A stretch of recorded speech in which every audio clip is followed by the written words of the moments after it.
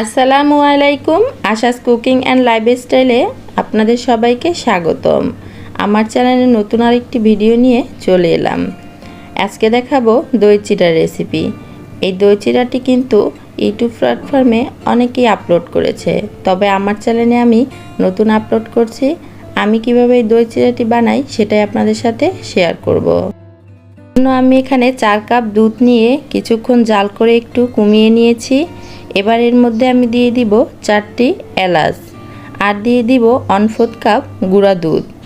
এবারের গুঁড়া দুধটাকে ভালো করে দুধের সাথে মিশিয়ে নিতে হবে, যাতে দুধটা দলা পেকে না থাকে।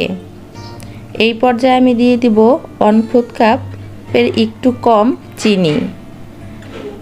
এবার এটাকে নেড়েচেড়ে কিছুক্ষণ জাল করে দুধটাকে ঘন করে নিব। আর অন্যদিকে আমি একটি বাটিতে 1 কাপ চিরা ভিজিয়ে নিব। এই চিরাটা ভিজানোর আগে চিরার মধ্যে কিন্তু ধান থাকে, ধানটাকে বেছে ঝেড়ে ক্লিন করে নিতে হবে। এরপর পর্যাপ্ত পরিমাণে পানি দিয়ে এই পানিটাকে 2-3 বার চেঞ্জ করে ভালো করে চিরাটাকে ধুয়ে নিতে হবে। আশা করছি ভিডিওটি আপনাদের ভালো লাগবে। ভিডিওতে একটি লাইক, শেয়ার অ্যান্ড সাবস্ক্রাইব করে আমার সাথেই থাকবেন।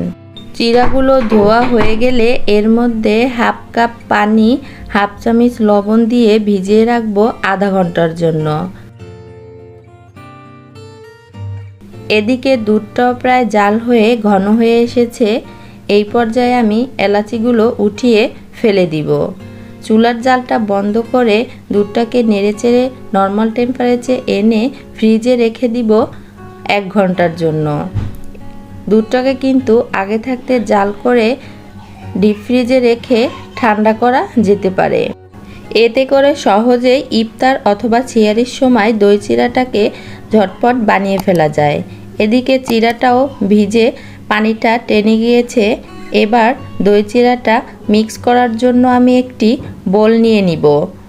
বলের মধ্যে দিয়ে দিব 1 কাপ মিষ্টি দই।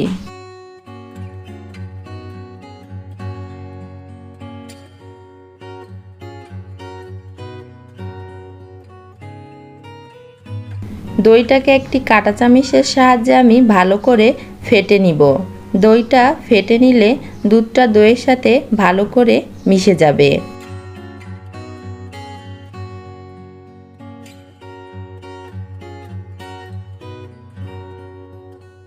এরপর ফ্রিজে রাখা দুধটা দইয়ের ভিতরে দিয়ে মিক্স করে নিব।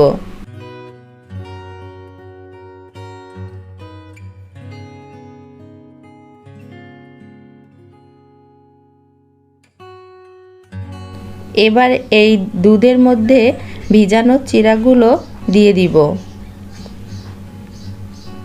আপনারা চাইলে কিন্তু শুধু দুধ, দই আর কলা দিয়েও খেতে পারেন। চাইলে কিন্তু দই, কলা তার উপরে একটু চিড়া দিয়েও পরিবেশন করা যেতে পারে। সরি, আমার এই পাত্রটি একটু ছোট হয়ে গিয়েছে।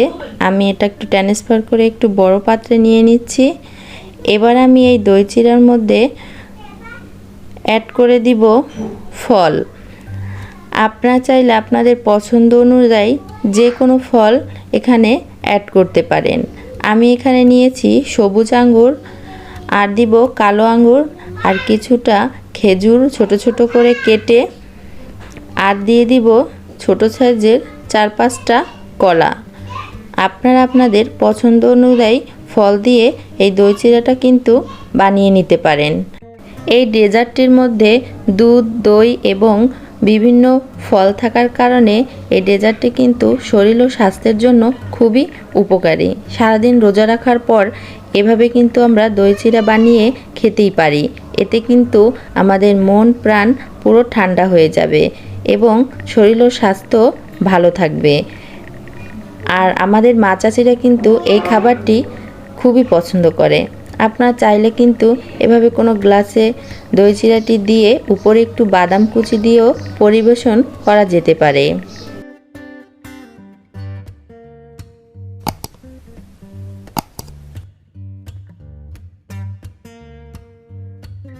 এই তো রেডি হয়ে গিয়েছে আমার দই চিড়া আমার এই ভিডিওটি যদি আপনাদের ভালো লাগে তাহলে প্লিজ আমার ভিডিওতে একটি লাইক করবেন এবং ভিডিওটি আপনার ফ্রেন্ডস ও ফ্যামিলির সাথে শেয়ার করবেন আর আমার চ্যানেলটি সাবস্ক্রাইব করে আমার সাথেই থাকবেন।